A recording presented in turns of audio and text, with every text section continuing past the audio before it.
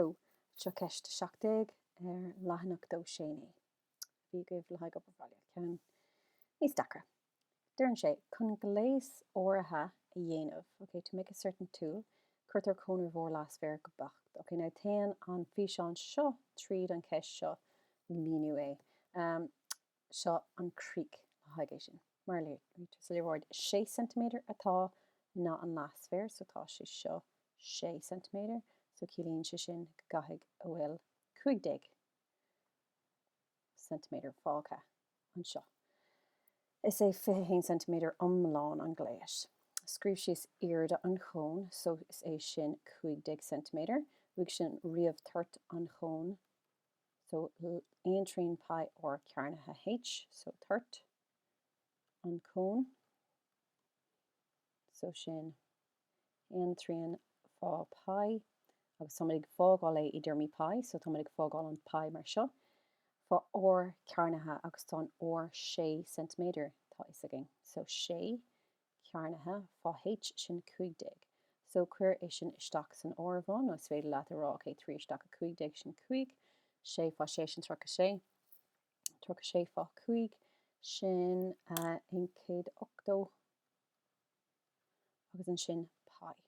Okay, agus beag sé seo centimeter cearnatha, so centimeter cubatha tágin.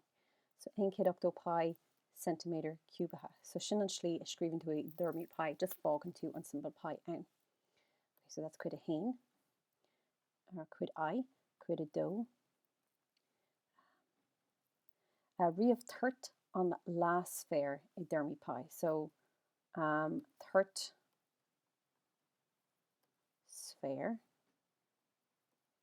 sin pi sin 4 pi or cubatha. So Toirt las fear sin 4, so sin lá fá 4 pi or cubatha.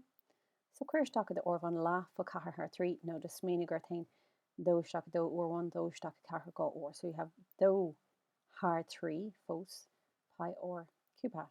So gá trín pi or cubatha. Okay, so riamh Toirt an las fear I dúirmí pi.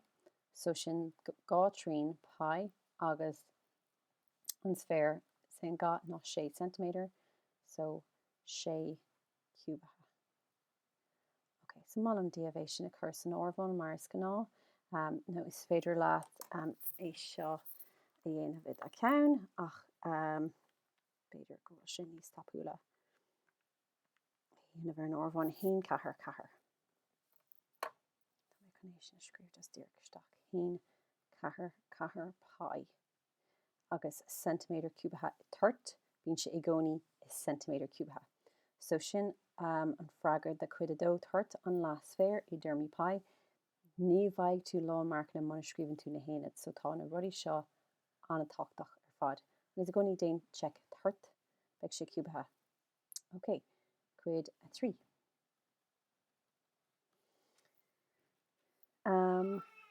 Sláine seo lenas mar cómhas. Okay, so smína cómhas, smínig mé ar ibricha cómhastas, féidirling I describe mar códán.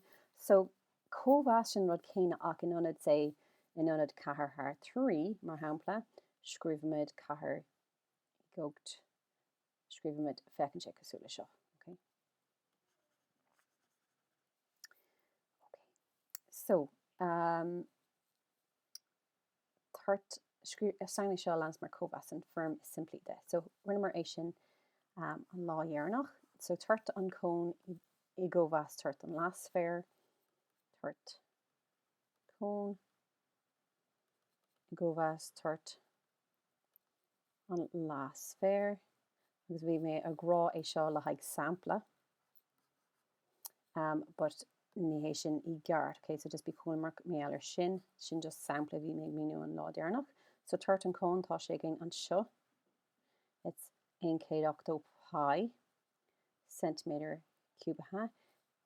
I gcómhas 1.4 pi centimeter cubatha. Okay, so seo an áit then I úsáidimid or Ceist calúisias. So tá sé anna cosú le cochramód, so is féidir leat gach taobh a roint ar an rud céine. So tá mé chun é seo a roint ar pi agus ar centimeter cubatha. Now, ní cáig tú é seo dhéanamh, but just bíonn sé úsáideach chun check dhéanamh an bhfuil tú ag déanamh gach rud i gceart. Now, an féidir lom incéadach dó agus incéadad a chathair a roint in éon slí ar an uimhir céine. Well, bunig mé 3 las 15, okay? So tá mé chun gach taobh a roint ar 15 pi centimeter cubatha. So an sin celíonn siad sin amach, celíonn siad sin amach. Agus bíonn sé seo brunner, sorry. In an dé roint ar 15 bhí mé géirig iad a roint ar 2. So má roint tú é sin ar 2. 2 ag stac an incéadach sin 15 agus an sin 2 ag stac an incéadad a chathair sin 2. So I have 15 i go or I go bheas a 2 cad a héin stac an sin roin é ar 3. So an seo roin mé gach taobh ar 2. An sin roin ar 3. Now, muna fecinn tú 2 ag dús is féidir leat just é roint ar 3 agus ar 2 agus ar 2. Ní déon sé an difriach céichád is tógann sé dit. So an seo we have 5 i go bheas a chathair. 3 stac a 2 is chathair, 3 stac a 15 is a 5. So it's i go bheas 5 i go bheas a chathair sin an freagra. Okay, so tá gach rud an sin den déanta.